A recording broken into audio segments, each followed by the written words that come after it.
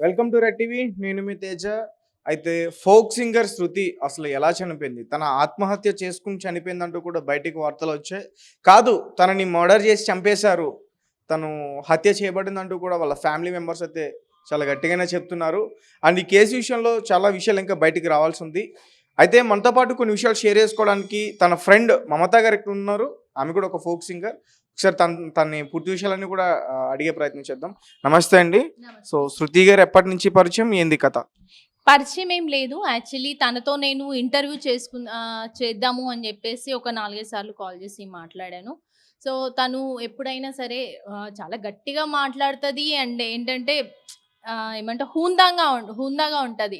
డైరెక్ట్‌గా ఉన్నదున్నట్టు మాట్లాడుతది. Rough and tough ఉంటది ఆమెకి. అసలు నిజంగా చెప్పాలంటే ఆమె ఆత్మహత్య చేసుకుంది అంటే మాత్రం అస్సలు నేనైతే నమ్మను. అమ్మాయి చాలా గట్స్ ఉన్న అమ్మాయి. అమ్మాయి ఎంత అంటే తను పడిన కష్టాలు అవన్నీ గూడా చాలా ఇంటర్వ్యూలలో చెప్పింది. అలాగే తన ప్రేమ గురించి గూడా చెప్పింది. పెళ్లి గురించి గూడా చెప్పింది.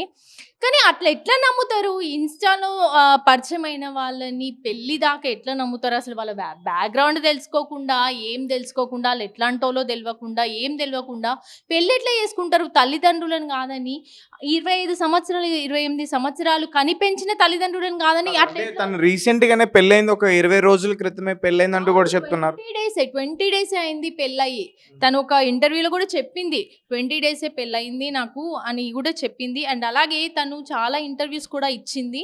నా ఇంటర్వ్యూకి కూడా రేపో ఎల్లుండో వస్తా అని చెప్పింది. తనతో మాట్లాడాను నేను. వస్తా అని చెప్పింది. అది కూడా ఏమని చెప్పిందంటే, "అక్క మేము చాలా దూరం నుంచి వస్తున్నాం గదా! మాకిట్లా మనీ చార్జెస్‌కి మనీ కావాలక్క" అంటే, "సరే నాన్న నేను ఇద్దరికీ ఏర్పాటు చేస్తానని" చెప్పిన. సో, తను మంచి మాట్లాడింది. ఇద్దరికి అంటే వాళ్ళ వైఫ్ అండ్ హస్బెండ్ కా? లేదండి. లేదు. చిక్కి అండ్ శృతికి ఇద్దరికి. ఇద్దరికి నేను ఇస్తానని చెప్పాను. ఒకసారి కనుక్కొని కాల్ చేస్తాను నీకని చెప్పాను. కాల్ చేశాను, మాట్లాడాను. తను ఓకే అన్నది. "వస్తానక్క. మీరు ఏ రోజు ఖాళీగా ఉంటారో చెప్పండి" అన్నది. "సరే రా అమ్మ" అని చెప్పిన. అంతలోనే అసలు ఇంత పెద్ద సంఘటన జరుగుతదని నేనైతే అస్సలు ఎక్స్‌పెక్ట్ చేయలేదు. అండ్ ఇంకోటేంటంటే నేను గన్ షాట్‌గా చెప్పడం ఏందంటే, ఆ పిల్ల ఆత్మహత్య చేసుకునే అమ్మాయి కాదు. వాళ్ళ అమ్మ, వాళ్ళ నాన్న, చుట్టుపక్కన వాళ్ళందరూ గూడా ఇదే మాట చెప్తారు. ఎందుకంటే అమ్మాయి చాలా గట్స్ ఉన్న అమ్మాయి. ఏ మాటున్నా గానీ మొఖం మీద అన్ని పడేస్తది. అసలు భయపడదు. ఎవ్వరికీ భయపడదు.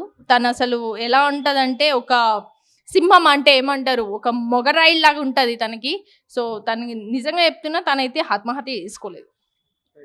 అంటే తను ఆల్రెడీ ప్రెగ్నెంట్‌తో ఉంది అనే విషయం కూడా బయటకొచ్చింది. అది కూడా నిజమేనా?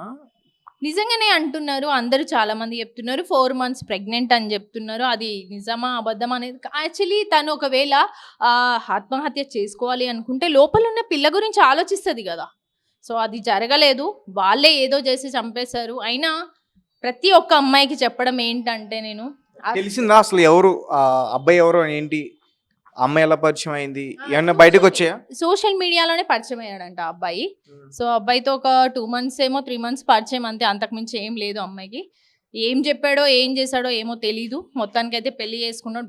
ఎదిరిచ్చి మరి పెళ్లి చేసుకుందంటే మరి ఆయన అంత ప్రేమ చూపించుంటాడు. అందుకే ఇంట్లో నుంచి లేచిపోయి వెళ్ళిపోయారా శృతి వాళ్ళు? ఇంట్లో నుంచి వెళ్ళిపోయింది. పేరెంట్స్‌కి తెలియకుండా ఇంట్లో నుంచి వెళ్లి చేసుకుంది. మీకెప్పుడైనా తన విషయాలు, పర్సనల్ విషయాలు ఎప్పుడైనా షేర్ చేసుకోవడం గాని? చెప్పలేదు. ఇంటర్వ్యూలో అన్నీ చెప్తాను అని చెప్పింది నాకు. సో, పర్లేదు నాన్న నువ్వు వచ్చినప్పుడే మాట్లాడదాంలే అని చెప్పినా నేను.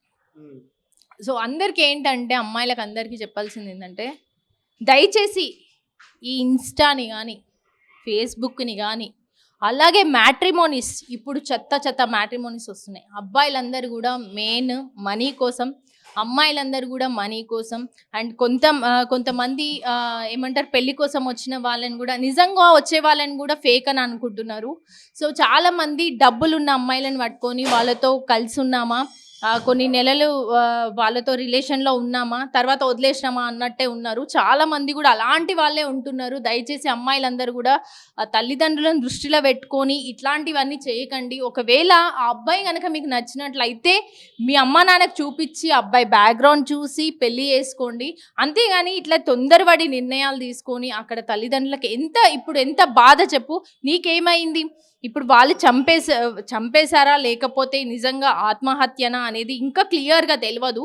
నాకు తెలిసినంత వరకు అయితే అది హత్యనే అనుకుంటున్నా, నేను 100% నమ్ముతున్నా హత్యనే అని. ఇప్పుడు ఒకవేళ హత్య చేయని వాళ్ళైతే ఎందుకు పారిపోయారు? నాకు ఈ క్వశ్చన్ వచ్చింది. ఎందుకు పారిపోయారు? ఎందుకు కనిపిస్తలేరు? సో కనిపించాలి కదా. నా భార్య మరి ఆయనకి అంత ప్రేమ ఉండుంటే ఒకవేళ ఆమెను చూడడానికి రావాలి కదా. ఎందుకు పారిపోయారు? చనిపోవడం ఎట్లా అంటే సూసైడ్ చేసుకున్నాం, ఐ మీన్ ఉరి వేసుకుని చనిపోయి. అవును, ఉరేసుకొని చనిపోయింది అంటున్నారు. ఓకే, అంటే వాళ్ళు పారిపోయారా? వాళ్ళ అమ్మ ఎంత గట్టిగా చెప్తుందంటే చెంపల మీద దెబ్బలు కొట్టినాయి, అచ్చులు ఉన్నాయి, అవన్నీ ఉన్నాయి. లేదు నా బిడ్డను చంపేసిరని ఆ తల్లి, ఆ కన్న తల్లియే చెప్తుందంటే ఇంతకన్నా సాక్ష్యం ఏం కావాలి? అంటే పోస్ట్ మార్టం రిపోర్ట్స్ అయినా బయటకు వచ్చాయా? ఇంకా రాలేదు, వస్తాయి. ప్రతి ఒక్కటి విషయాలన్నీ కూడా బయటపడతాయి. ఆయనకి కంపల్సరీ శిక్ష కూడా అనుభవిస్తాడు ఆయన. నిజంగా చెప్పాలంటే ఇలాంటివన్నీ కూడా చాలా ఎక్కువ అయిపోయినాయి ఈ సోషల్ మీడియాలో.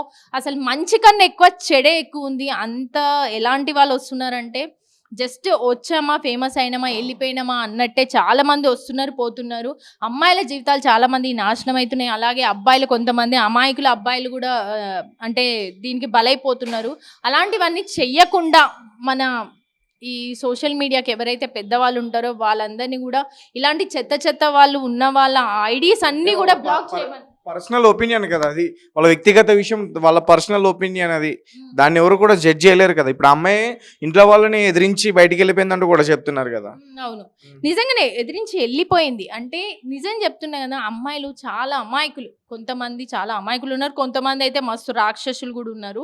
అంటే ఎట్లా అంటే వాళ్ళకి గట్స్ ఉండి అన్నీ ఉంటే ఓకే, కానీ కొంతమంది అమాయకులు ఉన్నారు. చిన్నదేమన్నా జరిగినా కానీ వెంటనే దానికి రియాక్ట్ అయిపోయి చనిపోతున్నారు.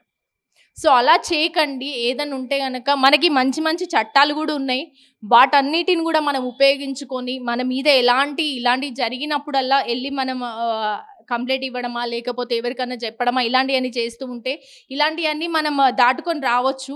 ధైర్యంగా ఉండాలి, అంతేగాని ఇలా పిరికిగా, అంటే నిజం చెప్పాలంటే పిరికిగా అంటే ఆ అమ్మాయి ఆత్మహత్య ఏం చేసుకోలేదు. నాకు తెలిసినంత వరకు ఆత్మహత్య అయితే చేసుకోలేదు. తను చేసుకునే అంత పిరికిదైతే కాదు. అంటే ఎన్ని ఇయర్స్ లో అని చెప్పుకోవచ్చు వాళ్ళది? నాకు అంత ఐడియా లేదు. తన గురించి మొత్తం ఇంటర్వ్యూ తీసుకొని ఉంటే కనుక మొత్తం ఆమె గురించి మొత్తం చెప్పేసేదాన్ని నేను.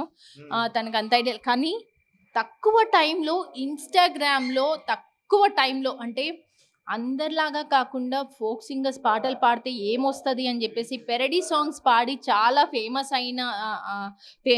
అయిన వాళ్ళు అంటే కనుక వాళ్ళు. ఏ సాంగ్ తో ఫేమస్ అయింది శృతి? గాలి గాలి గాలి గాలి గాలి మొగిలయ్యా, నా పానమంతా గాలి గాలి గాలి మొగిలయ్యా, గాలి గాలి గాలి గాలి గాలి మొగిలయ్యా, నా పానమంతా గాలి గాలి గాలి మొగిలయ్యా, నిన్ను చూడకుంటే నాకు గాలి మొగిలయ్యా, నా పానమంతా గాలి గాలి గాలి మొగిలయ్యా, నిన్ను చూడ